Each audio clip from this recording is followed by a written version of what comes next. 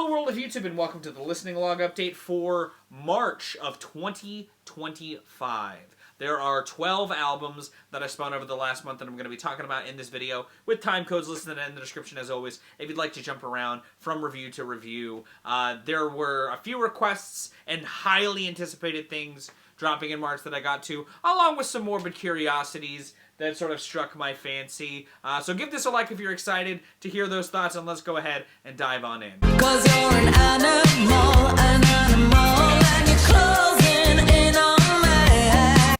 If my covering of her very straightforward, clean approach to a traditional pop album that Harlequin was in the listening log last year wasn't an indicator, I, as a longtime Lady Gaga fan, have been fiending for some new pop bangers from her, especially considering where Chromatica sort of saw her embracing her love of club and dance music and making some pretty solid jams out of that love, along with where that era sort of went in the realms of the remix album and the like. That being said, I hadn't spun either lead single leading up to Mayhem. I did get exposed to Abracadabra in the Wild because that song really just took the fuck off, along with the memes that sort of came in tow with that song's release of Gaga and her beloved nachos, but I don't want to talk too much about that aspect of discourse because I think artists sort of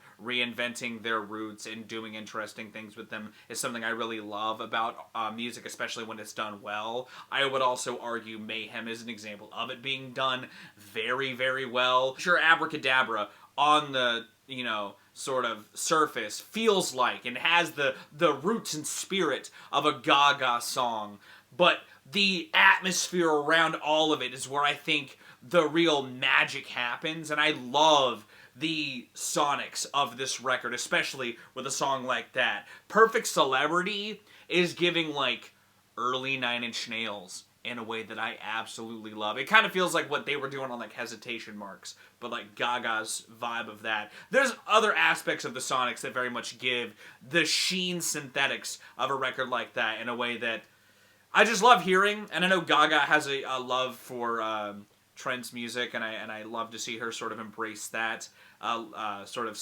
part of her roots, and I think that it blends well with the brands of dramatics that she decides to sort of reinvent on here. Obviously the Abracadabra, it very much evokes like that Fame Monster era, but honestly a track like Killa, which is a really solid collaboration with Gesaffelstein, feels like her version of like a Fame era Bowie track through the sort of funnel of where her swankier ideas on a record like Born This Way were.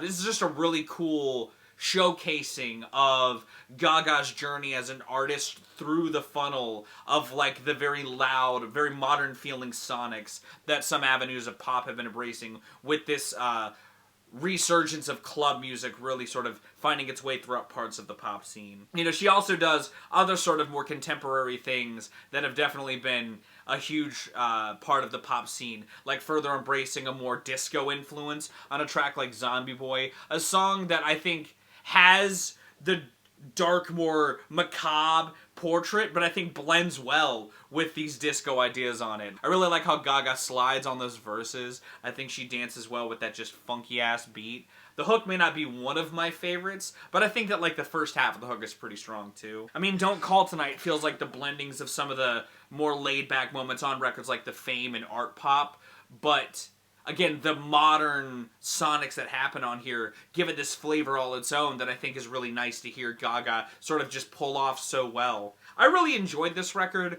by the by. The way she really pulls and pushes the listener along the euphoric rushes of Love Drug is like classic Gaga. And obviously the images of the Beast and Zombie Boys and Disease fit the very hard-hitting sort of sounds that Gaga's really pushing on the synth-driven stuff on here. But even the lower key moments, I think, meld with that abrasiveness really well. You know, for every Garden of Eden and other songs of the like that I've talked about, you've got your How Bad Do You Want Me's, or your The Beast. You know, the record really has this explosive start that sure mellows it out a bit, but the album itself sort of rounds out its sounds by having this very ballad-forward closing that maybe I think is a cool creative venture. I don't think lends to maybe the strongest flow for the record. That's really my only huge glaring complaint about it. But that being said, I think that The Beast, Blade of Grass, and Die With a Smile, especially, you know, The Beast and Die With a Smile, given how big that song is, makes sense. I just don't know if there's enough of it to sort of lend to this rounding out. And I honestly think it more feels like a grinding to a halt of sorts. But the journey there is still full of some nice ebb and flow that I think makes for a strong listen, by the by. I think that this is easily becoming a personal favorite Gaga record for me. I don't know if it clears some of the classics I think she's dropped in her career, but I think this is a strong album from her that I think stands above the embracing of a dance atmosphere in Chromatica, even if it does still sit in a very abrasive synthetic realm. I'm giving this an 8, if only because I think that the dramatics on here, I think, just soar much more grandly. And I think that the theatricality that Gaga plays with, while maybe in a realm of comfort for her, I think she still shines in that comfort.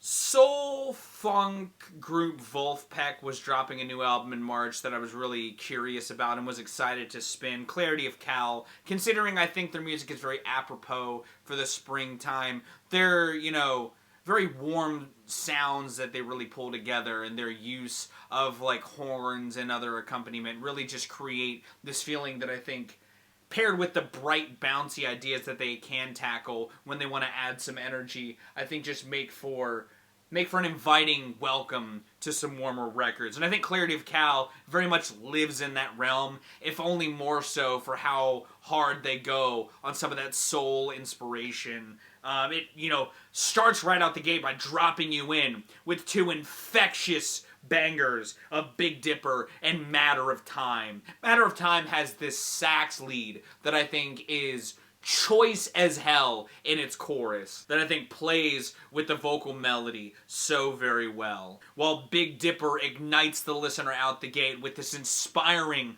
motivational jump, with this grand swell to invite the listener to push themselves farther, which I think, again, fits the springtime. You know, you're springing up, you're getting going, which the use of organ throughout a lot of this, I think, helps really also keep those sounds in just a bright, inviting world. You know, the more down-tempo tracks like Can You Tell and Tender Defender see the organ and the synths just sort of help carry that energy and keep it bright, and pair really well with another great sax lead on Tender Defender, a collaboration with Theo Katzman, where they get real funky, and I just absolutely love the little pocket they dance in on there. Which, speaking of that funk, that bass play, especially on like New Beastly and on Memories, absolutely choice. Just some fun little bass licks that carry some really nice grooves. Adore this record. I think that if you're wanting something fun to spin this spring that's very bright, if not a bit too brief, because it's only about 38 minutes in length, you know, it's a nice little smooth listen, could get you through a nice commute on maybe a day where you're wanting some uplifting motivation. This is the place to go. I'm probably going to give this an 8. I started this month off really strong with just a batch of records that I was really excited to sink my teeth into. But this is another really good album. I like these guys, and I think that this is a choice release from them. Virus, time is of the essence when you find this virus. Mine it's obsolescence, you must kill that shit.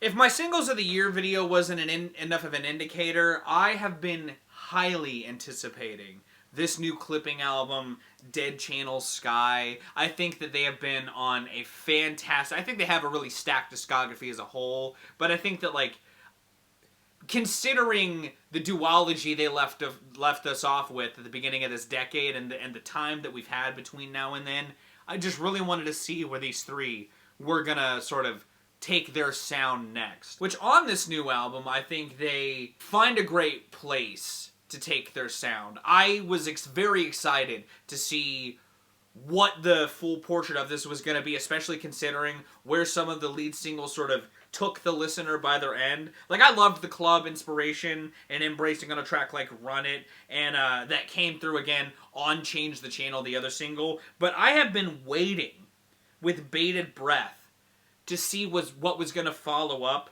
the end of Keep Pushing, a song that already kind of has some interesting other ideas in the pot sonically, but to have this sort of grand or more like orchestral leaning outro, I wanted to know what was going to be following it up. I will say it feels like the most devious rug pull, because it feels more like a strong pivot to the next stretch, but like really, I think still fits, considering it's this sort of like changing the channel moment in the record. Which, to talk about the pacing of the record, I actually really adore what they do with this. Like, this record doesn't have the same focus that like Splendor and Misery or the last two records have. It kind of feels like in the spirit of some of the ideas from the horrorcore records, in the vein of not necessarily having a through line, but more telling stories within this universe that have a sort of meeting of the worlds of sorts. Like, there's a through line of deception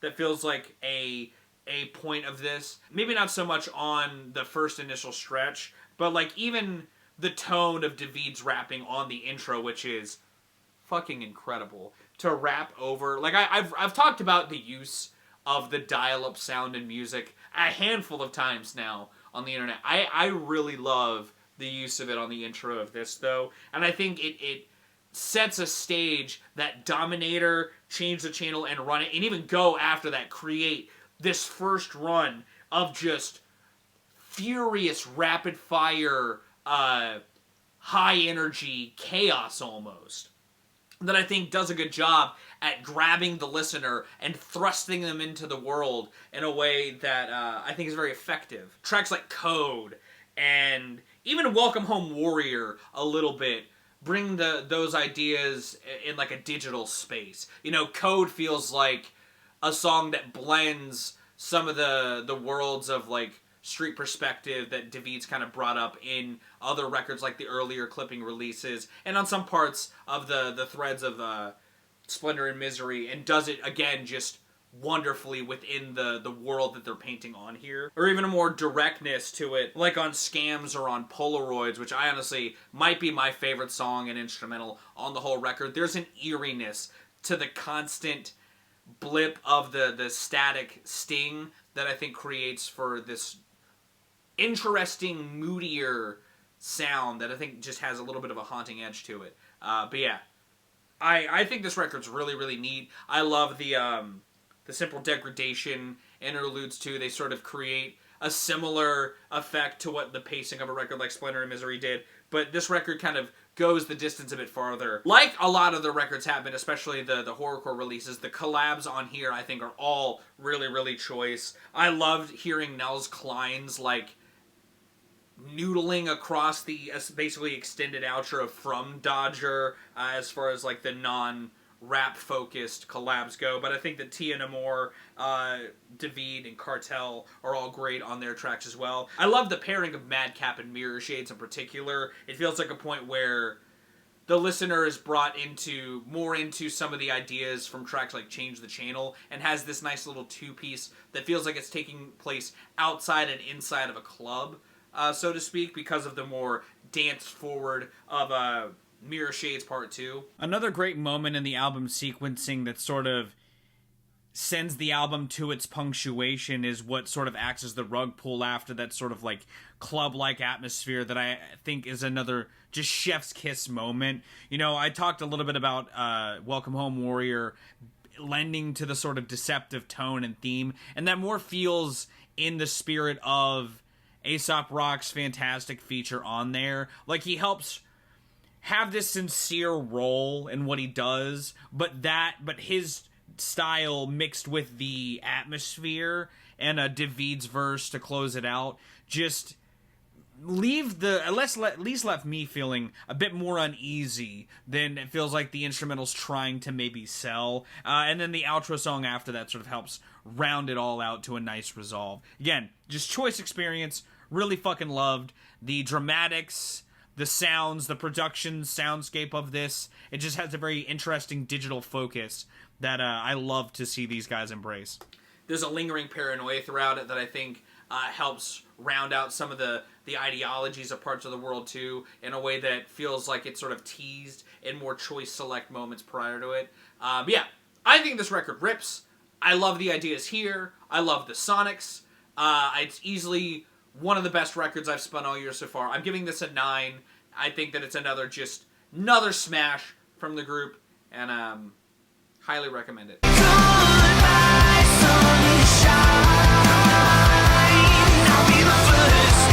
I lost the meat of my Father of Make-Believe review, and I think without the second half, the first half just doesn't have as good of a lead-in.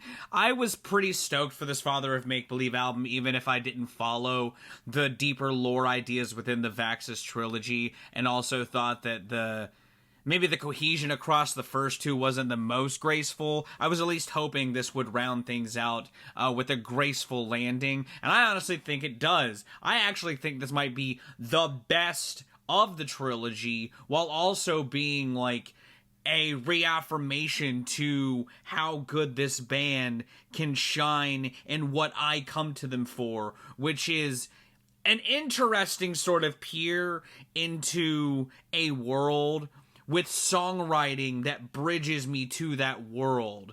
The thing that sets this above some of the highs that did that on especially Vaxis 2 and parts of the grandiosity of Strangely Creatures are how the full stretch of this record feels like a play-by-play across this almost theatrical argument / battle taking place before you. You know, there's this back and forth in the dialogue across lyric. You know, the title track sort of blends really well into Mary of Mercy. That's sort of like an A and B part of this to give you a shining example. However, not only does it have a great showcasing of that, the accessible, like, hook-driven songwriting that they're cooking on here, that they also had throughout parts of the last couple of records, just goes the distance. The first run of Yesterday's Lost through Mary of Mercy is just smash after smash after smash, with that grand theatrics, that operatic stage really excelling, some catchy ass choruses, hooking the listener in and keeping them going amidst this setup that seems to be unfolding before the listener's eyes. Blindside Sunny and Play the Poet really cutting through that operatics with some great action and high intensity that I think works well. You know, rounding all of that out with One Last Miracle through Someone Who Can, just keeping the theatricality in place, but sort of having a more emotional focus, while maybe not being amongst my favorites in their styles within the band's discography, are still great songs on their own. The Continuum Suite is a sort of reaffirmation of some of that, but funneled through the guise of the multi-song suite that they can hit and or miss, but I think Continuum lands amongst the upper echelon of. The production of this is bold in all the ways that sort of help lend to that grandiosity and theatrics in a way that I think is just sublime. I really enjoyed this record and was kind of a little bit surprised at how great it was, but again, it does what I think other records of theirs, like From Fear Through the Eyes of Madness, do, and create great, relatable emotions throughout some of the more outlandish theatrics the band really has going on beneath its surface, and is segmented in a way that I think lets the listener into that world so gracefully on this. I think this is a choice record from this band. I think if you like prog rock that's a bit punchy but has a good sense of identity because it's a band that's been doing this for a while and knows kind of how to keep the listener enwrapped from a lyrical perspective, look no farther than this. I'm giving this an 8 out of 10. I really enjoyed this experience in ways that I wasn't wholly thinking were going to happen, but was very happy to see from somebody who loves this band when they do it like this well. Disrespect the 5, I put your ass in the food chain. Call my phone, she say Miss Jackson. I really haven't talked about Playboy Carti much on this channel. I think the only time I've mentioned him has been through collaborations, features, and the like. I didn't cover a whole lot of Red back when it came out, and I don't think it's like the worst album I've heard, but I don't think it's as sort of defining of anything as Dial It was, and even Dial It isn't my favorite amongst a rap debut or anything of its ilk. But this music album has been teased and pushed back and promoted to shit over the last handful of years, to the point that it reached a precipice where it wasn't really going to live up to all of the hype that it was really culminating. At least I thought so. And I gotta say, on the other side of all that, I really don't think it lives up to the immense hype that this album had fueling it. You know, even if there are some artists on here that I really love cropping up and giving some features, there are a bevy of songs amidst these 30-track, hour-plus runtime that could have been left on the cutting room floor, whether because they get sort of lost in the monotony middle ground that this album reaches, like Oppin' Baby, or Crank, or Fine Shit, or even K-pop. There are also a handful of features that crop back up where, for as many good ones as there are maybe one or two worse ones with the same artist right around the corner. Kendrick Lamar sort of withstanding. Kendrick pops up on 3 tracks and does 3 different things on each one that I think are not my favorites of Kendrick's career, like on the ad-libs he brings up on Mojo Jojo, which very much give like the Hillbillies, the more melodic lead on Backdoor with Jhené Aiko, which I think is a great pairing. It's a solid feature, but I don't think it's as good as other things Kendrick's done in that lane. And the same can be said for the unhinged delivery on Good Credit. I think that that's easily the best feature on the album, and I think is a strong verse from Kendrick.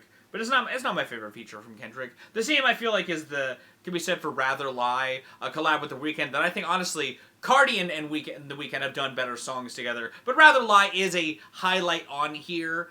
In the same breath, it's just not my favorite thing these artists have done. In that same breath, though, for every Philly with Travis or Trim with Future, there is a Wake Up Filthy or a Charged Them Hoes a Fee, which I think just weigh this track listing down for how underutilized it feels like the instrumentals that back them are. I think the beat on Charged Them Hoes a Fee is pretty solid, and Travis is the better of the 3 on that song. Doesn't save the song from being just one of the worst moments on the record. I also think Toxic is a real low point. I don't think Skepta is that great on the song, and I think the beat is one of the worst ones on the project, in my opinion. I feel like there is maybe an album length's worth of material here. It's just lost in the chaos that is this project. It isn't a record with a cohesion across its track listing outside of sort of noisier middle ground that I kind of mentioned being a setback in some breath. There are some heights amidst it, like Funyun or Walk in the back end, which I think really brightens up that back close. I also think Pop Out's a solid start. Evil Jordan and Radar are also amongst some of the better songs in the track listing that sort of are where Carti's evolution gets to have some decent moments. There's just too much here.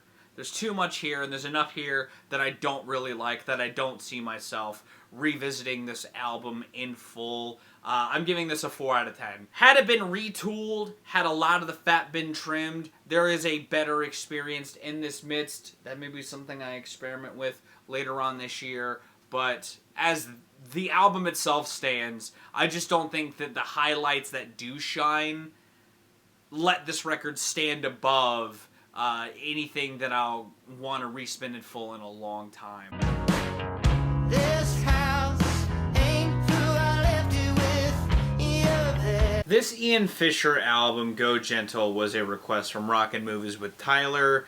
It is a folk, country adjacent record of grief. It is a very sad forward, mourn forward record, but the way that Ian writes these songs, exploring the stages of loss of, I'm guessing, his mom, considering she keeps cropping up and as the sort of resolve of this album, and I'm assuming she may have passed on Independence Day, makes for a pretty well constructed listen. I really appreciate the approach to not only like sequencing, but how Ian takes you through this. You know, the way that it drops you in on that day, the day that she died, and the sadness he felt, is done so incredibly well.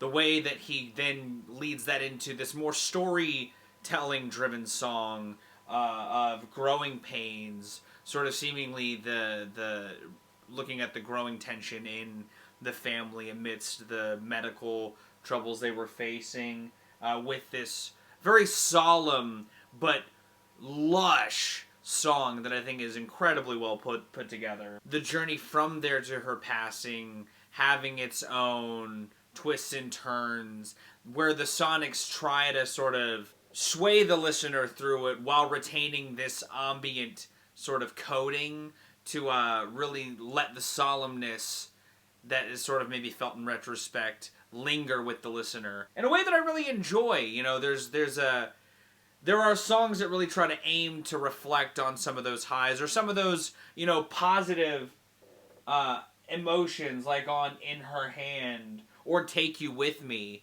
But even in the case of In My Hand, where where the low end just rings out so full and makes all of that brightness have this empty shell that I think evokes this like bittersweetness that I really appreciate it. You know, it's funny, in the request for this album, Tyler mentioned me not really liking country music, and it's partially because the last album he requested just ended up being not my bag, but it was more how that album approached the genres as it was melding together. I like this type of country. There's a certain lane within like the alternative country space. You know, I've thrown Field Medical out of praise. I feel like Ian sort of sits in that same realm, especially considering his like story-driven style of songwriting. He really takes a listener through the day via like the world around him. Independence Day being a really good example of that. Underneath Your Wing kind of being in the same breath, but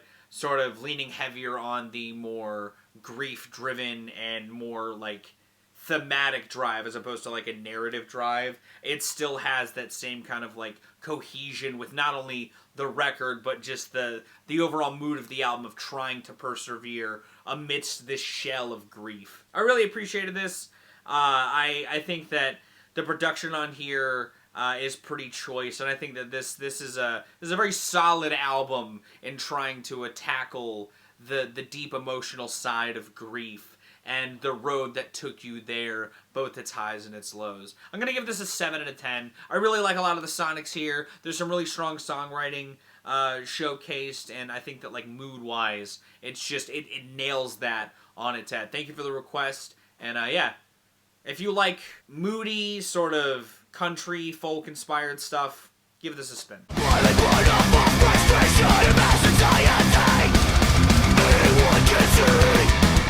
Killswitch Engage are back with their first album in 6 years, This Consequence. And like I kind of said at the end of my review of their last album, I almost kind of consider Killswitch a legacy metal act at this point. They've been doing it for long enough and have a sound that feels very much ubiquitously theirs, even if it is one that is wrapped up in a scene that they helped sort of throttle to the masses. But there isn't anything wrong with that, especially when it's still as solid as ever. This album has a lot of the sort of ideologies and sonics that I would expect from this band still. It's got some good riff work, it's got some fun solos, and it's got some decent breakdowns coded throughout it. The tracks like the 1-2 punch out the gate of pure visceral aggression of abandon us and discordant nation that feel like they're really channeling some of the rage felt throughout people in this nation during these times.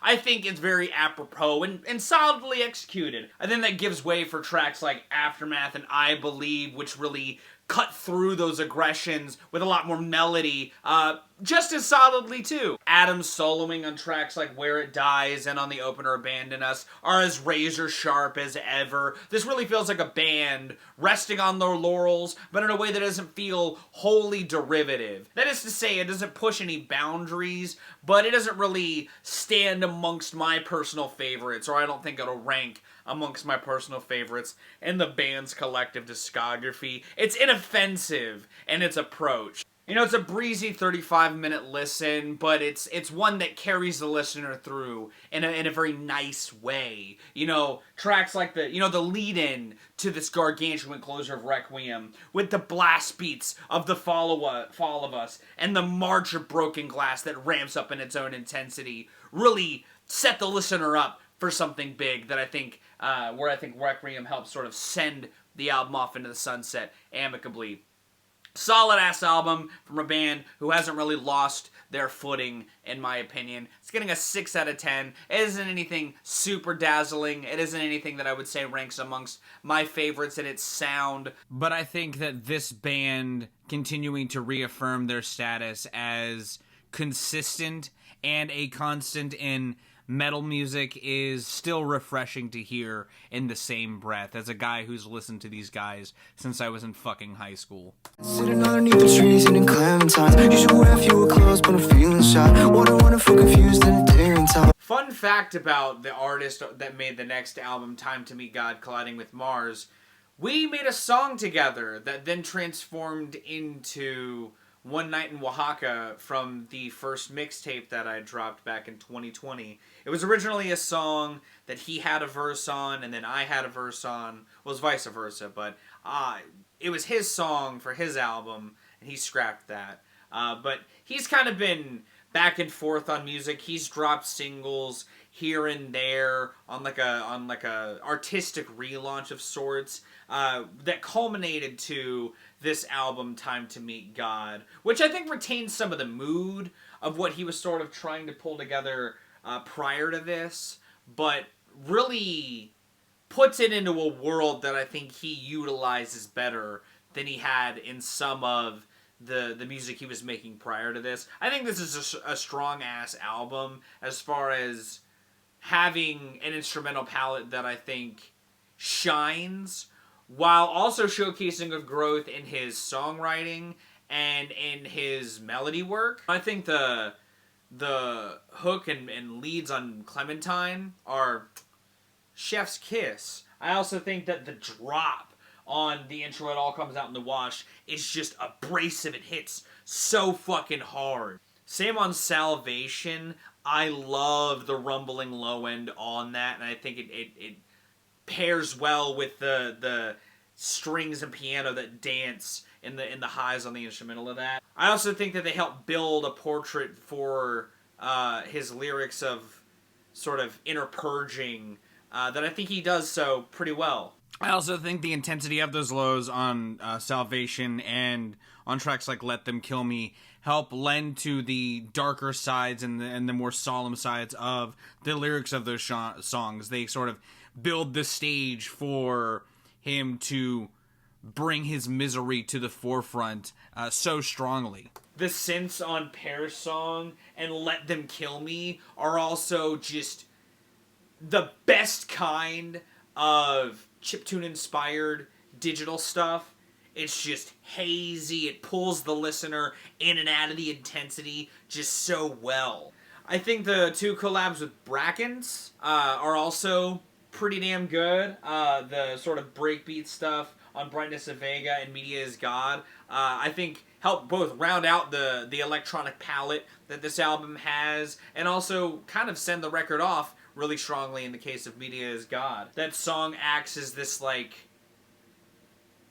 great mood piece that I think has some really good pockets of energy and vibes that I think are just really sublime. This is a fucking solid-ass album, and I'm glad to see Christian create some really good tunes. I think the other avenues of pain that he explores in the lyrics shine amidst all of the electronic pivots that happen here. And I think, again, he's got some good hooks woven throughout this as well, both in the leads and in the lyrics department. I think this is a 7 out of 10 record. I think that it is very choice. Some of the production is absolutely insane, and I think it's really good for this time of the year too. If you want some just like really nice, loud and bright beats with some good emotion underneath them to fuel your springtime as it becomes born, look no further than Time to Meet God.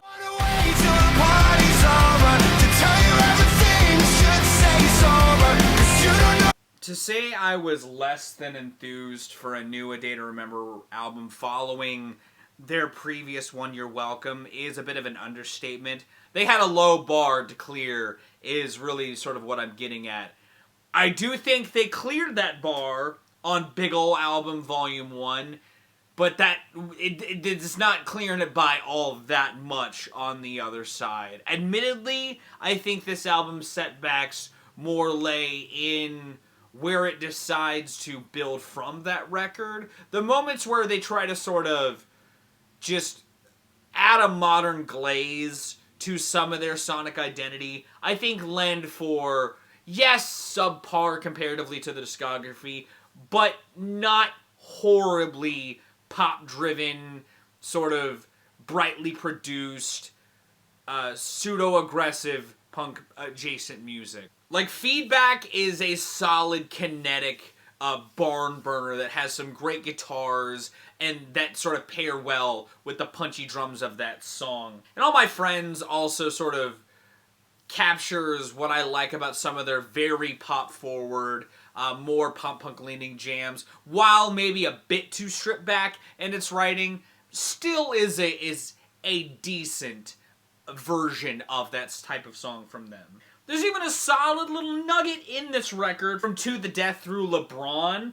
To the Death is probably the closest I think that this band comes to really capturing a magic that feels evocative of their sonics without it feeling compromised in any sort of way. I even think that the drop Into the Death hits in a very strong way that I think pivots back into the more pop-leaning realms of Flowers and LeBron amicably well. It was very much giving what I love from What Separates Me From You, if not a little less intensely. But for all of those moments that I love, you've got what I think is a clumsy opener, or a song like Bad Blood, which I think is a worse version of some of the more aggressive-leaning tunes. I also think that Miracle might be one of my least favorite soft moments in their career thus far. I also think a moment like the March on Silence is the worst kind of overproduced slop. That being said, even if it is a notch above their what is easily probably their worst, I still don't think it lands amongst even their most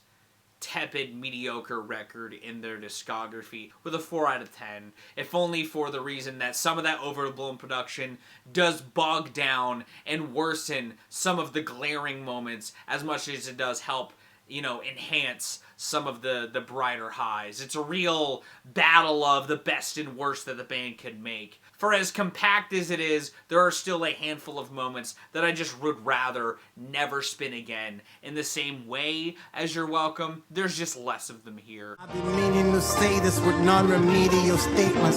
Gotta breathe when I say this. Pardon me, but I'm anxious. Canadian noise rap queen Backxwash has really made a name for herself over the last handful of years, and I think has been really consistent at creating these dystopian feeling records where she takes the listener through that dystopian view and adds the emotional weight she feels through her journey of finding herself and the pain she's felt her life through that journey and such. And on Only Dust Remains, she retains that pain but adds the weight of the world on top of it while matching that sonically to a very intense but well-crafted degree. I love that with that sort of sense of scale, and, she talks about contextualizing her pain in a world where children in Gaza are being bombed on the daily, and the conflict she feels being in the world that she is in now. Immediately juxtaposing that with a song that channels pure anger and vitriol at the world because it's ended up the way that it has. That dystopian that she's very much nailed down is just further exemplified. It's just, again, made larger, and I think the focus on not strictly synth noise to create this more full listening experience lends to elevating this record in a realm that I absolutely love. Like, yeah, Wake Up is a banger, and History of Violence, even if it isn't necessarily like a noise forward, the synth edge on that song is a sleek ass groove that I think helps give a nice punctuation to a lot of the sort of bleak feeling that permeates throughout the album. There is a sort of sense of that still lingering throughout the last handful of songs, but that's partially in the sonics. But like Ninth Gate and Ninth Heaven is this two-piece of madness in the middle of the record that I think is where the record reaches this lovely apex. You know, Ninth Gate is this sort of bridge from the, I don't want to say more hook-driven, but sonically, honestly, more accessible, Undesirable, that gives way to the more, I want to say, like, traditional Backxwash, at least from, maybe not intensity, but the sort of mood of a lot of her stuff. I do think that, like, the instrumental of that song is fucking sick, though. I think that vocal sample really adds a lot of dramatics to the ambience that's on there. And it's a song that uses this very ethereal sound to dive into addiction from a perspective of, like, being stuck in the drive and fiending for more. You know, it very much feels like it's written from a world of things crashing all around and trying to find anything to sort of get away from that darkness. And when it comes to, like, the sequencing of an album really still continuing to shine, I think that even after that, Dissociation sort of melts away from the build of that song to another just lovely beat. I do love the use of sonics on this project, and I think that Backxwash made not only a step up from her last album, in my opinion, but maybe my personal new favorite in her discography, at least, again, that I've heard so far. I think that this album is fantastic. I really love the emotional core that drives this. There's a sort of numb feeling that comes from some of the instrumental palette of this that I think just very much stuck the landing and approach. You know, and while I talked about that sort of bleak feeling sort of being punctuated, but it lingers, that shines more so, especially in the last song, the Posse cut, Only Dust Remains. A great song that I think acts as the grand closer to an experience like this, and I think also just sticks the landing magnificently. There's an air to it, though, that I think taps into that bleakness, but in a less intensely driven fashion, if that makes any sense. I just straight up forgot to film a rating for this, but it's getting a 9 out of 10. I fucking love this album. It's another overall year highlight so far for just how well it broadens Backxwash's soundscape, but doesn't lose sight of some of her, like, roots, even if it does mellow them out in significantly but, like, well done fashions.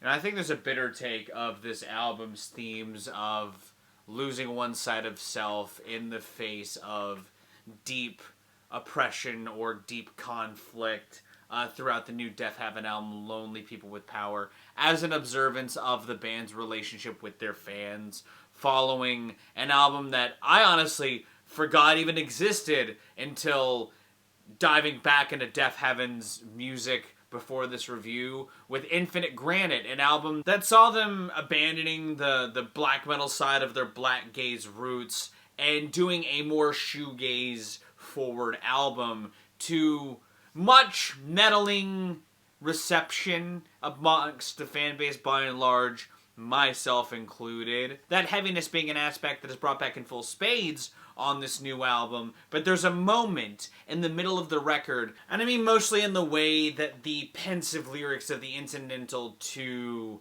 interlude give way to this seedy breakdown lyrically on the thrashing Revelator, a song that has blast beats in tow off the rip. But that is only one slice of this entire pie, and that message gets lost when really looking at the other broader themes explored on Lonely People with Power, especially when that pensiveness gets funneled outwards in the lights of the incredible Doberman, or gets purged through the toxic-laden The Garden Route, a song that I think washes in wonderfully after the outright assault of Doberman and Magnolia. You know, and I think when it comes to striking a balance across their more intense and mellower sonic palettes, I think that this strikes a wonderful one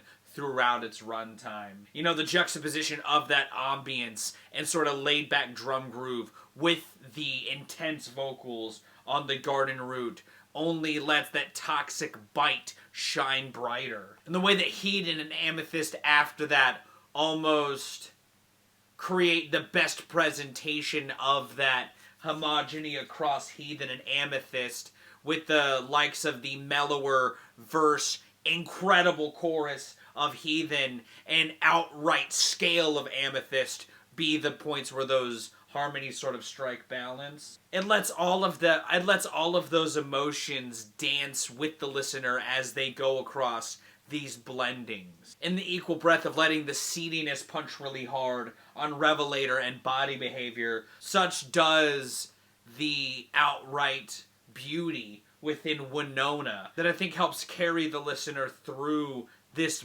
bold sort of climax on the album. I love the way this record is laid out. I love the patience it gives the listener. You know, there's a lot of really cool moments that some of these songs build to when it comes to using that intensity well, that I think helps enthrall all the same. You know, I talk about ebb and flow of records a lot on a show like Redacted, and really doing that to create a dynamic experience with the listener. And when you have such a good use of your sonics like Deafheaven does on here, it creates some of the most captivating versions of that in its lane, at least that I've heard this year so far, and is a prime example of what I try to kind of like strive for when it comes to doing a show like that. But I think this record is choice as hell. I think that it really paints a seedy, sort of grotesque portrait from time to time on here, but does so with grace. And I think if you wrote the band off with their previous record, I would absolutely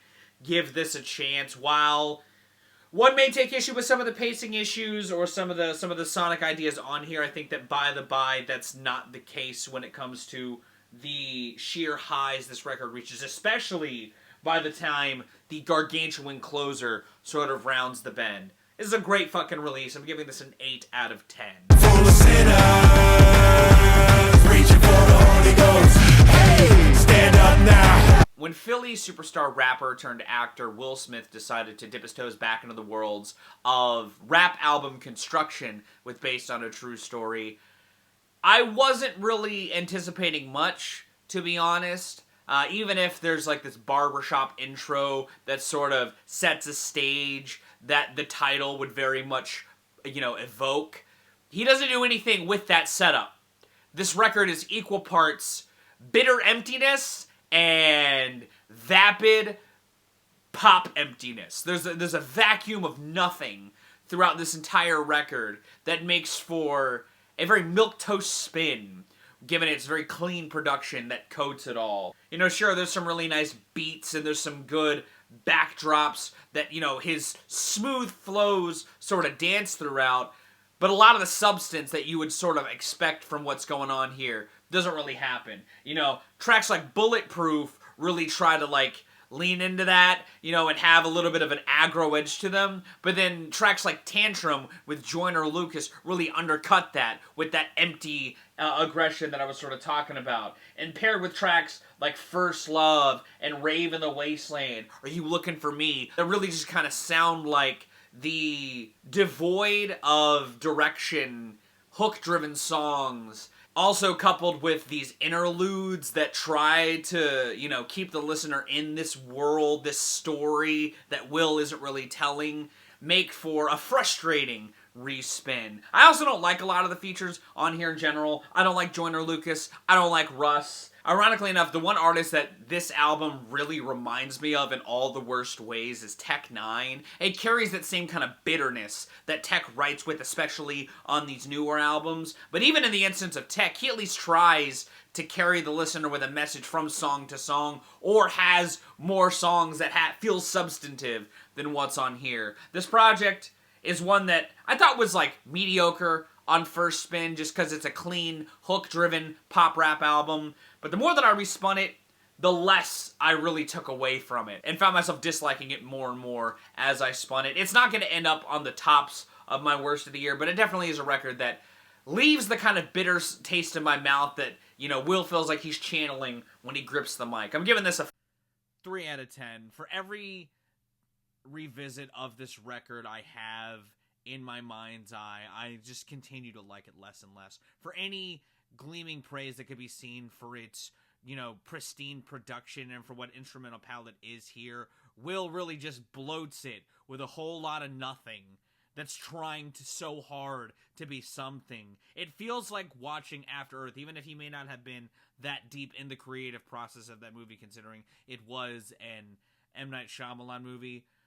It has the same kind of grand emptiness that a movie like that has, with the same kind of like grand platitudes and broad strokes that have the emotional depth of a muddy puddle on a relatively rainy day. And those are my thoughts. Do you agree? Do you disagree? Let me know your thoughts in the comments down below, along with any album from this year that's come out so far that you'd like for me to talk about in this segment. I'm going to go. Again, if you did like this, give it a like. If you want to see more, consider subscribing. I drop 2 to 4 vids a week, depending on what I've got going on. I've been Viral Rack. You guys have good days, lots of situations. And I'll see you another day. Woken by the smell of sorted power and defecting shortly after. Fist bump, dry land, blackish. Catnap 15, back to Swiss cheese, the flagship. Blue in the menacing grip of a